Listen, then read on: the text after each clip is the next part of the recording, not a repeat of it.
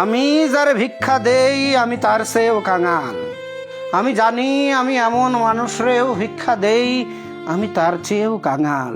তবু কেন তারে ভিক্ষা দেই আমি জানি। আমি জানি সে সম্মান বিক্রির বিনিময়ে অভিনয় করে প্রতারিত করতে পারে আমায়।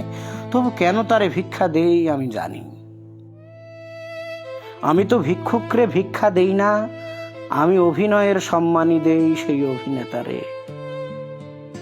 অভিনয়ের বিনিময়ে আমার পকেট থেকে মাল খসিয়েছে অনেকেই।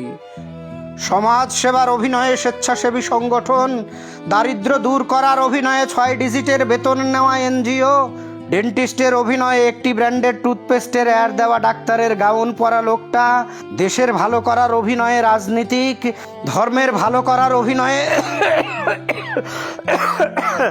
আবার তুমিও ভালোবাসার অভিনয়ে। তাহলে সম্মান বিকে ভিক্ষুক সাজার অভিনয় করে যে অভিনেতা এত নিখুঁতভাবে, তাকে কেন আমি কিছুই দেব না?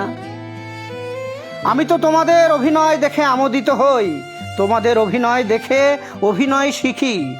উত্তম কুমার, দিলীপ, হুমায়ুন ফরিদি, চঞ্চল, তুমিই বা কম কিসে?